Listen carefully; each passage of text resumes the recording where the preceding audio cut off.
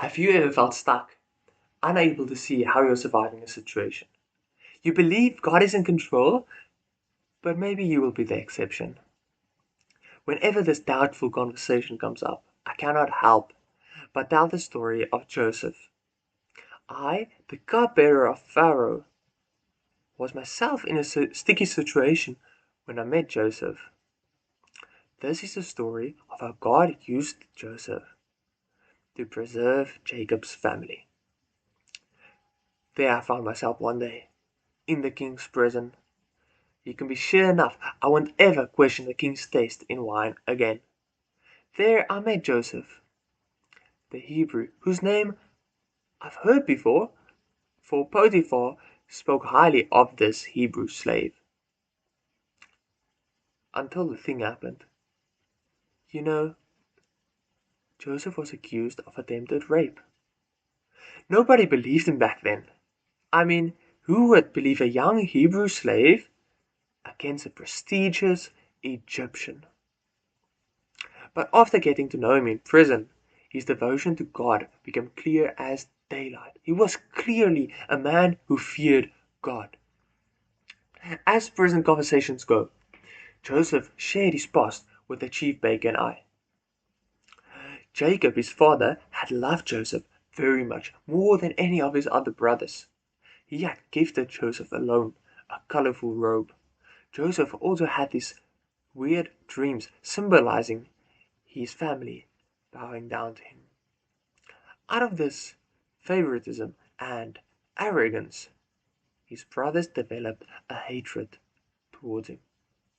One day, when his brothers were pasturing the flocks far from home, they saw Joseph coming towards him, and in their hatred, they conspired to kill him, but eventually left him in a dried well. And when merchants came by, they sold him. So in this way he came to Egypt. The merchants sold him to Potiphar, the captain of the Pharaoh's guard. Judah, Joseph's brother, was never shy to us Egyptians.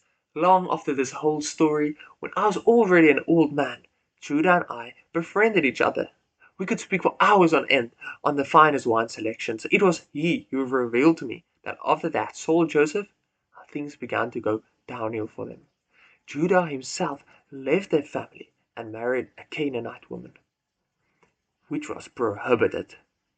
Two of his sons were so evil that God had to put them to death. Judah showed that their God-given identity as a family was crumbling. Without intervention from this pattern, they certainly stand no chance of becoming a nation. Meanwhile, Joseph stayed obedient to God, and God blessed all that he did. Potiphar noticed this blessing on Joseph's work and eventually put him over his entire household. And Joseph kept on showing steadfastness. Multiple times did Potiphar's wife try to seduce Joseph, and multiple times did Joseph resist. But after honorable living, Joseph still ended up in our prison because she falsely accused him of rape. But Joseph continued in his steadfastness. He knew that God is in control, and indeed God's blessing was still on him. For by the time the chief baker and I were put in prison, Joseph was already employed by the keeper and put over the entire prison. One day, the chief baker and I both had a confusing dream. Joseph saw this and encouraged us to tell the dreams to him, for dream interpretations belong to God. And so we told them to him. To our surprise, Joseph's interpretations came about exactly as he predicted. 3 days after, I was back in my position and the chief baker executed. Only 2 years later, I remembered Joseph. One day, Pharaoh had a confusing dream. Now, in our times, significant confusing dreams are considered to be from God or other gods. So after none of the wise men or magicians could interpret Pharaoh's dream, I remembered Joseph, and I told Pharaoh all that had happened in prison. Pharaoh summoned him immediately, and after explaining to Pharaoh again that dream interpretations belong to God, Pharaoh told him his dreams. Joseph explained that 7 years of prosperity are coming upon Egypt, after which 7 more years of severe famine. Joseph advised that a wise man should be appointed over the farms, and store 1/5 of each produce for the 7 years in order to prepare for the famine. To everyone's surprise, Pharaoh employed Joseph for this position, for there was no one else this wise and near to God. In fact, Pharaoh promoted him to governor over the whole Egypt, subject only to Pharaoh. And it struck me.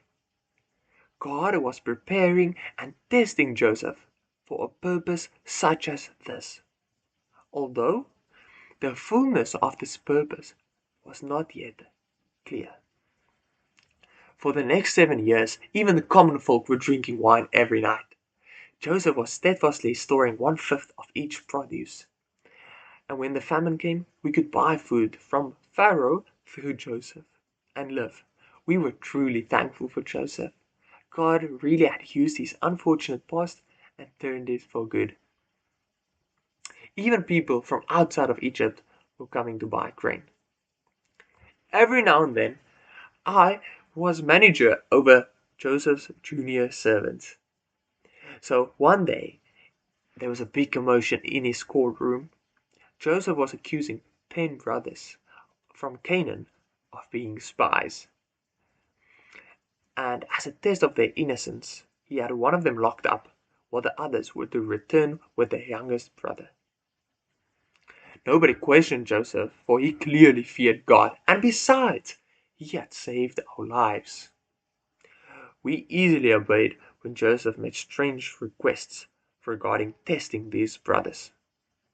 But after a series of tests, it was clear that these brothers were matured men. They also came forth as men who feared God, especially when Judah, whom I had not befriended by then, begged to take the place of Benjamin, their youngest brother, as a slave. After this, Joseph ordered all of us servants out of the room. Only later, back serving Pharaoh, did I hear about what miraculous event had occurred. Joseph revealed to Pharaoh that these men were all his brothers. He talked about his past and how they have changed, and about how the famine have reached their lands too. Pharaoh was delighted, as was everybody, for we loved Joseph, and he permitted Joseph to send his whole family and bring them to Egypt. In fact, he gave them the best land, Goshen. After a while, all our money was spent on food, and after we have traded all our livestock, we had only land left to give. And after all our land belonged to Pharaoh, Joseph gave us all seed and requested that 1/5 of each produce ought to belong to Pharaoh, to which we were truly thankful. Meanwhile, Jacob and all his 66 family members have settled in Goshen and were being fed by Joseph. Because they were shepherds, we did not really mix that much, for Egyptians in my time did not really like shepherds. So our cultures did not mix but stayed distinct. The shepherds found themselves in an ideal place to develop into a nation. As we learn more about our new neighbors, God's bigger plan involving Joseph's purpose became clearer.